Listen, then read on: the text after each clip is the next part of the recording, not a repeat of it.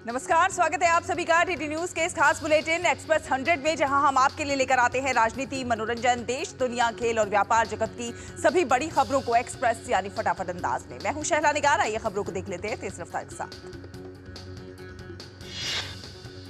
प्रधानमंत्री नरेंद्र मोदी के मध्य प्रदेश दौरे का आज दूसरा दिन। प्रधानमंत्री आज भोपाल में 2 दिवसीय ग्लोबल इन्वेस्टर्स समिट का करेंगे शुभारंभ।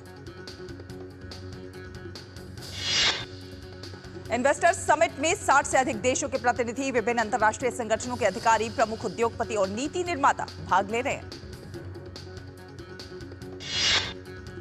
ग्लोबल इन्वेस्टर्स समिट में फार्मा और मेडिकल उपकरणों, परिवहन और रसद उद्योग, कौशल विकास, पर्यटन और एमएसएमई पर विशेष सत्र होंगे। समिट में वैश्विक दक्षिण देशों के सम्मेलन, लैटिन अमेरिका और कैरिबियन सत्र जैसे अंतर्राष्ट्रीय सत्र और प्रमुख भागीदार देशों के लिए विशेष सत्र भी रखे गए। शिखर सम्मेलन के दौरान 3 प्रमुख औद्योगिक प्रदर्शनियां आयोजित की जाएंगी। ऑटो शो के मध्य प्रदेश की ऑटोमोटिव क्षमताओं का प्रदर्शन किया जाएगा। टेक्सटाइल और फैशन एक्सपो में पारंपरिक और आधुनिक वस्त्र निर्माण में राज्य की विशेषज्ञता को उजागर किया जाएगा। राज्य की अनूठी शिल्पकला और सांस्कृतिक विरासत का भी प्रदर्शन होगा। मध्य प्रदेश के बाद प्रधानमंत्री नरेंद्र मोदी आज बिहार का भी दौरा करेंगे। पीएम यहां पर भागलपुर में प्रधानमंत्री किसान योजना की 19वीं किस्त जारी करेंगे। प्रधानमंत्री किसान योजना की 19वीं किस्त में देश भर के 9.7 करोड़ से अधिक किसानों को 21,500 करोड़ रुपए से अधिक का हस्तांतरण किया जाएगा। इसके साथ ही पीएम मोतिहारी में राष्ट्रीय गोकुल मिशन के तहत निर्मित स्वदेशी नस्लों के लिए उत्कृष्टता केंद्र का उद्घाटन करेंगे। पीएम बरौनी में दुग्ध उत्पाद संयंत्र के उद्घाटन के साथ कई परियोजनाओं का भी उपहार देंगे, जिसमें वारिसलीगंज, नवादा, तिलैया रेलखंड का दोहरीकरण भी शामिल। बिहार के बाद प्रधानमंत्री असम के गुवाहाटी पहुंचेंगे, जहां वो झुमोर बिनंतनी मेगा झुमोर 2025 कार्यक्रम में शामिल होंगे। गुवाहाटी का सरुसजाई स्टेडियम झुमूर नृत्य का रिकॉर्ड बनाने के लिए तैयार है। पीएम के सामने करीब 8,000 से ज्यादा कलाकार नृत्य प्रस्तुत करेंगे। प्रधानमंत्री के दौरे के मद्देनजर केंद्रीय कृषि मंत्री शिवराज सिंह चौहान भी बिहार पहुंच चुके हैं। शिवराज सिंह चौहान ने कहा, किसानों की सलाह से दिया जाएगा मखाना बोर्ड का गठन।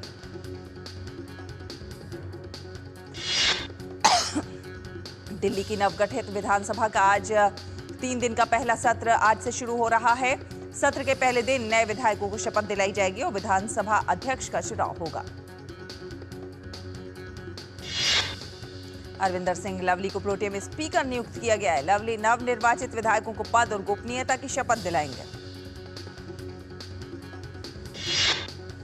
दिल्ली विधानसभा के सत्र के दूसरे दिन दिल्ली के उपराज्यपाल विनय कुमार सक्सेना सदन को संबोधित करेंगे और पिछली सरकार के कामकाज से जुड़ी कैग रिपोर्टें प्रस्तुत की जाएंगी। तेलंगाना में नागर कुर्नूल जिले में निर्माणाधीन श्रीशैलम लेफ्ट बैंक कैनाल के भीतर फंसे 8 मजदूरों को बाहर निकालने के लिए बचाव अभियान युद्ध स्तर पर जारी। सेना और एनडीआरएफ की टीमें के साथ बचाव चुनौतीपूर्ण हालात में चला रही है राहत और बचाव अभियान। हालांकि सुरंग से पानी निकालने का काम शुरू हो गया है। ग्लोबल साउथ के परिप्रेक्ष्य में महिला शांति सैनिकों की भूमिका विषय पर अपनी तरह का पहला सम्मेलन आज नई दिल्ली में होगा शुरू। 2 दिवसीय इस सम्मेलन में ग्लोबल साउथ में शांति सेना में योगदान करने वाले 35 देशों के महिला शांति सैनिकों के हिस्सा लेने की संभावना है। विदेश मंत्री डॉक्टर एस जयशंकर इस सम्मेलन में प्रमुख भाषण देंगे। राष्ट्रपति द्रौपदी मुर्मू आज शांति स्थापना में महिलाओं की भूमिका बढ़ाना है ग्लोबल साउथ अनुभव सम्मेलन में भाग लेने वाली प्रतिभागियों से राष्ट्रपति भवन में करेंगी मुलाकात। केंद्रीय श्रम एवं रोजगार मंत्री डॉक्टर मनसुख मांडविया आज नई दिल्ली में सामाजिक न्याय और कर्मचारी राज्य बीमा निगम के 74वें स्थापना दिवस पर आज एक क्षेत्रीय संवाद का शुभारंभ करेंगे। भारत फ्रांस रक्षा सहयोग को बढ़ावा देने के प्रयासों के तहत थल सेनाध्यक्ष जनरल उपेंद्र द्विवेदी फ्रांस की 4 दिवसीय यात्रा पर आज पेरिस में फ्रांस के वरिष्ठ सैन्य नेतृत्व से करेंगे मुलाकात। पटना के सटे मसौड़ी में हुआ एक भीषण सड़क हादसा। कल देर रात एक ट्रक और ऑटो के बीच हुई जबरदस्त भिड़ंत, 7 लोगों की मौत। जानकारी के अनुसार ट्रक का एक्सल टूटने की वजह से असंतुलित होकर ऑटो से टकरा गया। मरने वाले सभी लोग मजदूरी का काम करते थे। 5 मृतकों की पहचान कर ली गई। पूरी आन बान शान के साथ चल रहा है सनातन आस्था का महापर्व दिव्य भव्य महाकुंभ। महाकुंभ का आज है 44वां दिन। 26 फरवरी को महाशिवरात्रि के पावन पर्व पर होगा महाकुंभ का समापन। प्रतिदिन करोड़ों की संख्या में श्रद्धालु त्रिवेणी के पवित्र जल में स्नान कर कमा रहे पुण्य लाभ। 13 जनवरी से शुरू हुए महाकुंभ में अब तक 62 करोड़ से अधिक श्रद्धालु पवित्र जल में स्नान कर चुके हैं। रविवार को महाकुंभ में 1 करोड़ 32 लाख श्रद्धालुओं ने आस्था की डुबकी लगाई। आज सुबह से अब तक लाखों लोग लगा चुके हैं संगम में डुबकी। उम्मीद की जा रही है कि महाकुंभ के बचे हुए दिनों में स्नानार्थियों की कुल संख्या 65 करोड़ के पार हो जाएगी। उत्तर प्रदेश के मुख्यमंत्री योगी आदित्यनाथ ने महाकुंभ को बताया बेहद सफल। कहा, प्रयागराज के महाकुंभ में अब तक 62 करोड़ से अधिक श्रद्धालु आ चुके हैं। योगी ने कहा, एक निश्चित कालखंड के दौरान इतनी बड़ी संख्या में लोगों का एकत्रित होना अपने आप में एक सदी की दुर्लभतम घटनाओं में से एक। महाकुंभ में नागरिक उड्डयन और सहयोग राज्य मंत्री मुरलीधर महूल ने पवित्र स्नान किया। महूल ने अपने एक्स अकाउंट पर महाकुंभ में डुबकी लगाने की तस्वीरें साझा की। प्रयागराज में चल रहे महाकुंभ में सुरक्षा के हैं पर्याप्त इंतजाम। मेला प्राधिकरण की ओर से मेला क्षेत्र के चप्पे चप्पे पर सुरक्षा की है चाक चौबंद व्यवस्था। महाकुंभ की सुरक्षा में लगे अधिकारी त्रिवेणी संगम में श्रद्धालुओं की सुरक्षा सुनिश्चित करने के लिए लगातार नाव पर गश्त कर रहे हैं। साथ ही साथ सुरक्षा कर्मियों द्वारा लगातार सुरक्षा संबंधी उद्घोषणा भी की जा रही है। महाकुंभ का 26 फरवरी को होगा समापन। श्रद्धालुओं की भारी भीड़ के मद्देनजर भारतीय रेल पूरी तरह से सजग। प्रमुख स्टेशनों पर यात्रियों की सुरक्षा के लिए विशेष होल्डिंग एरिया और अतिरिक्त आरपीएफ की तैनाती की गई। रेल मंत्री अश्विनी वैष्णव ने रविवार शाम नई दिल्ली रेलवे स्टेशन का दौरा किया और स्टेशन पर भीड़ नियंत्रण को लेकर की गई व्यवस्थाओं का जायजा लिया। टिकट काउंटर चेक कर महाकुंभ स्पेशल ट्रेनों की जानकारी ली। महाकुंभ में कई विशिष्ट कार्यक्रमों का भी आयोजन हो रहा है। महाकुंभ नगर के गंगा पंडाल में संत गाडगे जी महाराज की 149वीं जयंती पर रविवार को भव्य समारोह आयोजित किया गया। इस अवसर पर मुख्यमंत्री योगी आदित्यनाथ ने संत गाडगे को नमन किया। कहा, वे सामाजिक न्याय के अग्रदूत थे जिन्होंने जातिवाद और अंधविश्वास के खिलाफ व्यापक जन जागरण किया। महाकुंभ में बन रहे हैं नित नए विश्व रिकॉर्ड। आज 15,000 स्वच्छता कर्मी गंगा घाटों पर लगभग 10 किलोमीटर तक सफाई अभियान चलाकर नया कीर्तिमान बनाएंगे। तो वहीं 25 फरवरी को 10,000 हैंड प्रिंटिंग और उसी दिन 550 शटल बसों के संचालन का रिकॉर्ड बनेगा। जानकारी के अनुसार इन तीनों रिकॉर्ड के लिए Guinness book of world record की टीम 22 फरवरी को प्रयागराज पहुंच चुकी है। ये टीम महाकुंभ में बनने वाले रिकॉर्ड को देखेगी। एक भारत श्रेष्ठ भारत की भावना को बनाए रखने और राष्ट्रीय शिक्षा नीति 2020 की प्रासंगिकता को विस्तार देने के उद्देश्य से वाराणसी में चल रहे काशी तमिल संगमम का आज अंतिम दिन। इंदिरा गांधी राष्ट्रीय कला केंद्र आईजीएनसी के वाराणसी केंद्र ने ऋषि अगस्त्य के संस्कृत और तमिल भाषाओं की विशेषज्ञता पर वाराणसी के नमो घाट पर एक प्रदर्शनी का आयोजन किया। छत्तीसगढ़ विधानसभा का बजट सत्र आज से शुरू होगा और वित्त वर्ष 2025-26 के लिए राज्य का बजट 3 मार्च को पेश किया जाएगा। विधानसभा स्पीकर रमन सिंह ने संवाददाता सम्मेलन को संबोधित करते हुए कहा कि सत्र आज सुबह 11:05 पर राज्यपाल रमन टेका के अभिभाषण के साथ शुरू होगा। असम मंत्रिमंडल ने राज्य के व्यापार शिखर सम्मेलन के दूसरे संस्करण से पहले 1.22 लाख करोड़ रुपए के सहमति ज्ञापनों को मंजूरी दी। मुख्यमंत्री हेमंत बिस्वा शर्मा ने जानकारी दी। हेमंत बिस्वा शर्मा ने कहा कि असम में advantage Assam 2.0 investment and infrastructure summit के दौरान हस्ताक्षरित होने वाले सभी सहमति पत्रों की मंत्रिमंडल द्वारा उचित जांच की जाएगी और फिर उन्हें मंजूरी दी जाएगी। अन्य मंत्री विश्व शर्मा ने कहा कि एडवांटेजिज्म 2.0 इन्वेस्टमेंट एंड इंफ्रास्ट्रक्चर समेत भारत के टॉप उद्योगपतियों के साथ लगभग 60 देशों के राजदूत और कई देशों के व्यापारिक प्रतिनिधिमंडल शामिल हैं। केंद्रीय मंत्री मनोहर लाल खट्टर ने कहा है कि हरियाणा के फरीदाबाद में हर साल आयोजित होने वाला सूरजकुंड अंतर्राष्ट्रीय शिल्प मेला राज्य की सांस्कृतिक पहचान का प्रतीक बना है। ताइवान स्थित डेल्टा इलेक्ट्रॉनिक्स भारतीय बाजार में अपनी उपस्थिति बढ़ाने के लिए सरकार की मेक इन इंडिया पहल के तहत $50 करोड़ का निवेश किया। भारतीय स्टेट बैंक के चेयरमैन CS शेट्टी ने कहा कि बैंक 2055 तक शुद्ध शून्य कार्बन उत्सर्जन होने का लक्ष्य बना रहा है। एक छोटे से ब्रेक के लिए रुकेंगे, जल्द हाजिर होंगे। आप देखते रहिए एक्सप्रेस 100। एक ऐसा तबका जो रिटायरमेंट के बारे में आज भी बिल्कुल नहीं सोचता, वो है औरतें। औरतें कमा के भी वल्नरेबल हैं। सो एनपीएस एक इक्वालिटी ला रहा है। हम सब एक बराबर प्लेटफॉर्म पे हैं। अपने बेहतर कल को सुनिश्चित करने के लिए एनपीएस जरूरी है। मेरी पसंद, मेरी पसंद, मेरी पसंद, मेरी पसंद, हमारी पसंद, हम सबकी पसंद। मजबूत देश का मजबूत सरिया हो गया steel. The heart of your kitchen is the LPG gas stove. My ISI and BIS certified LPG stove is the source of heat needed to cook my favorite meals. So I can safely and happily enjoy cooking.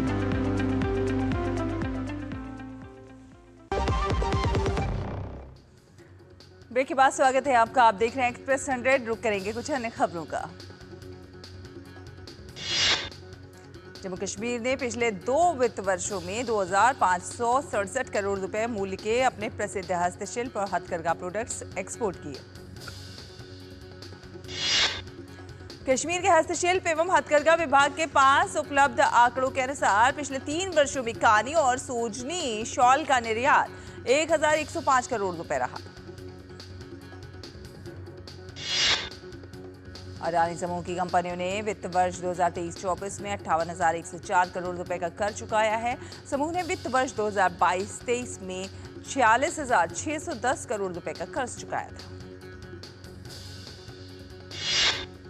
Adani समूह ने बताया कि भुगतान किए गए करों में वैश्विक कर शुल्क और अडानी पोर्टफोलियो की कंपनियों की ओर से वहन किए गए अन्य शुल्क का भुगतान किया गया। भारत ने दर्द निवारक दवाओं टेम्पेडाडोल और कैरिसोप्रोडोल के उत्पादन और निर्यात पर रोक लगा दी है। ये कदम इन दवाओं के पश्चिम अफ्रीकी देशों में दुरुपयोग की खबरों के चलते उठाया गया है। भारतीय औषधि महानियंत्रक ने राज्यों और केंद्र शासित प्रदेशों के औषधि नियंत्रण प्राधिकरणों से निर्यात संबंधी सभी एनओसी और दोनों दवाओं के सभी संयोजनों के उत्पादन की अनुमति को रद्द करने को कहा। विदेशी पोर्टफोलियो निवेशकों ने इस महीने अब तक भारतीय शेयर बाजार से 23,710 करोड़ रुपए से अधिक की निकासी की। साल 2025 में अब तक एफपीआई 1,01,737 करोड़ रुपए की बिकवाली कर चुके हैं। इतनी जबरदस्त बिकवाली के चलते निफ्टी ने भी 4% का नकारात्मक रिटर्न दिया है। जर्मनी के आम चुनाव में विपक्षी नेता फ्रेडरिक मैथर्स की कंजर्वेटिव पार्टी को सर्वाधिक वोट मिले। इसी के साथ फ्रेडरिक मैथर्स के जर्मनी के नए चांसलर बनने का रास्ता साफ हुआ है। हालांकि उनके गठबंधन को बहुमत नहीं मिला है। चांसलर ओलाफ स्कोल्स ने अपने वामपंथी सोशल डेमोक्रेटिक के लिए हार स्वीकार की, जिसे उन्होंने कड़वा चुनाव परिणाम कहा। वहीं एआरडी और ZDF पार्टी संसदीय चुनाव में अपने सबसे खराब परिणाम के साथ तीसरे स्थान पर रही। फ्रेडरिक मैथर्स ने कहा कि वो गठबंधन सरकार बनाने के लिए तेजी से आगे बढ़ेंगे। हालांकि ये साफ नहीं था कि ये प्रक्रिया कितनी आसान होगी। ये अभी तय नहीं है कि मैथर्स को बहुमत के लिए 1 या 2 दलों की जरूरत होगी। ट्रंप प्रशासन ने अमेरिका की अंतर्राष्ट्रीय विकास एजेंसी में 2000 कर्मचारियों को बाहर करने का ऐलान किया। साथ साथ कई अन्य कर्मचारियों की छुट्टी पर भी भेजने की उन्होंने बात कही। ट्रंप प्रशासन द्वारा ये कदम तब उठाया गया है जबकि हाल ही में एक संघीय न्यायाधीश ने दुनिया भर में यूएस एड के हजारों कर्मचारियों को नौकरी से हटाने की अनुमति दी थी। यूक्रेन के राष्ट्रपति वोलोदिमीर ज़ेलेंस्की ने अपने पद से इस्तीफा देने की बात कही है। ज़ेलेंस्की ने कहा है कि देश में शांति के लिए वे कुछ भी कर सकते हैं। ज़ेलेंस्की ने कहा कि वो इस्तीफा देने को तैयार हैं, लेकिन इसके बदले में यूक्रेन को उत्तरी अटलांटिक संधि गठबंधन यानी नाटो की सदस्यता मिलनी चाहिए। इजराइल के प्रधानमंत्री बेंजामिन नेतन्याहू ने चेतावनी देते हुए कहा कि इजराइल सीरिया के दक्षिणी क्षेत्र में किसी भी नई सीरियाई सेना या विद्रोही समूह को नहीं घुसने देगा जो पूर्व राष्ट्रपति बशर अल असद को हटाने की कोशिश कर रहे हैं।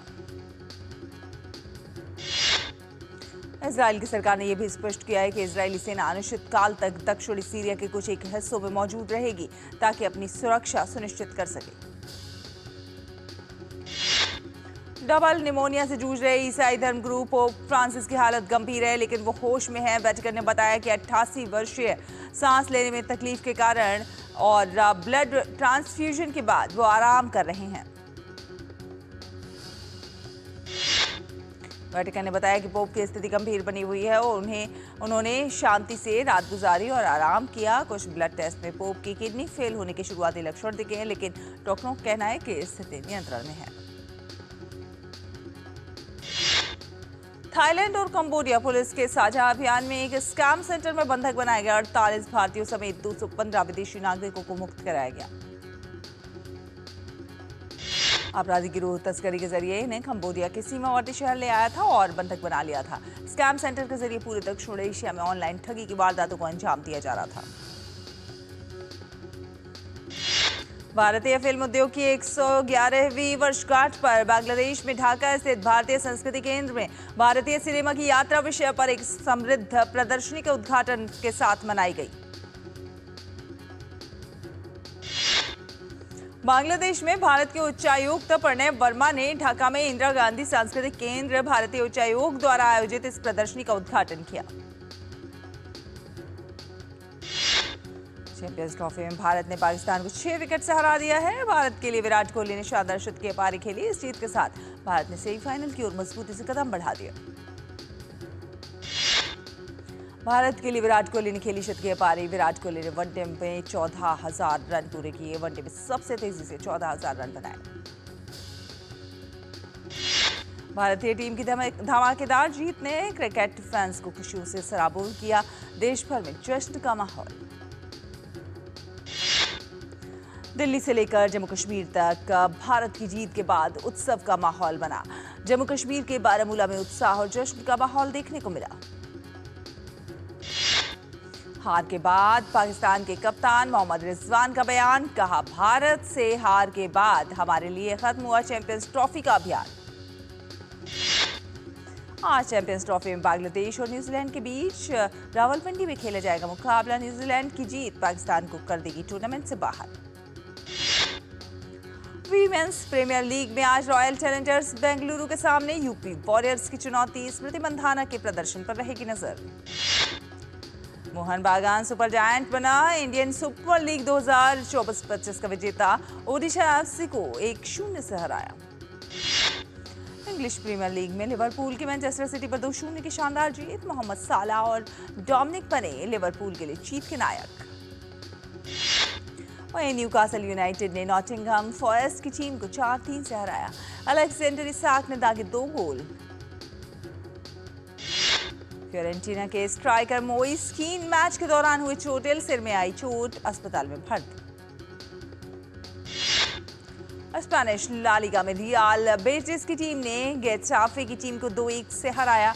रियल बेटिस की ओर से इसको ने दिए 2 गोल। वहीं रियल मैड्रिड ने जेरोना को 2-0 से हराया। ल्यूका मैड्रिड और विनीशियस जूनियर ने किए टीम के लिए गोल।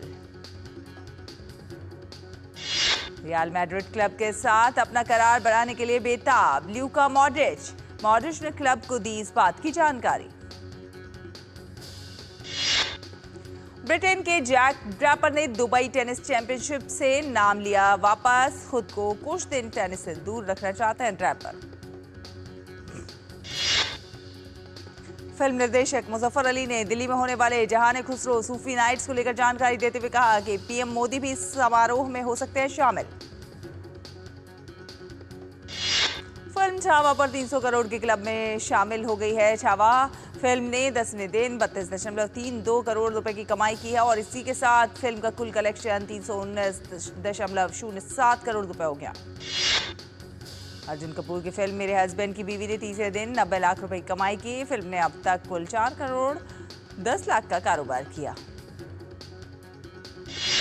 सैफ अली खान के बेटे इब्राहिम अली खान की फिल्म नादानिया 7 मार्च को रिलीज होगी। इस फिल्म से इब्राहिम अपना बॉलीवुड डेब्यू करने जा रहे हैं। अभिनेता संजय कपूर की बेटी शनाया कपूर बॉलीवुड में कदम रखने को है तैयार। वो दक्षिण भारत की फिल्म वृषभ में नजर आएंगी। फिल्म इसी साल होगी रिलीज। वहीं बॉलीवुड के किंग शाहरुख खान के बेटे आर्यन खान भी बॉलीवुड में बतौर डायरेक्टर राइटर डेब्यू करने वाले हैं। वो एक वेब सीरीज से इंडस्ट्री में कदम रखेंगे। हनी सिंह का नया गाना मैनियक रिलीज होने के 24 घंटे में ही यूट्यूब पर 1 नंबर पर ट्रेंड कर रहा है। इस गाने में हनी ने भोजपुरी का भी तड़का लगाया है। अभिनेत्री त्रिशा कृष्णन की फिल्म गुड बैड अगली का नया टीजर लॉन्च हुआ है। फिल्म 10 अप्रैल को सिनेमाघरों में होगी रिलीज। तमिल अभिनेता अजीत कुमार 2 महीने में तीसरी बार रेसिंग के दौरान कार दुर्घटना का शिकार हुए। हालांकि अब वो सुरक्षित। ऋचा चड्ढा और अली फजल की debut film girls will be girls ने कैलिफोर्निया में जीता जॉन कैसावेट्स अवार्ड।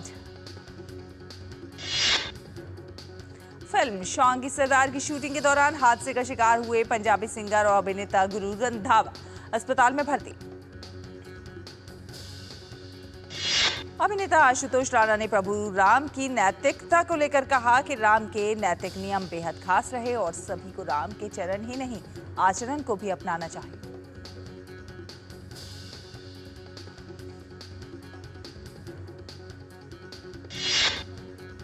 इसी के साथ एक्सप्रेस न्यूज में फिलहाल इतना ही। डीडी न्यूज पर खबरों का सफर लगातार जारी है। आप देखते रहिए डीडी न्यूज। नमस्कार।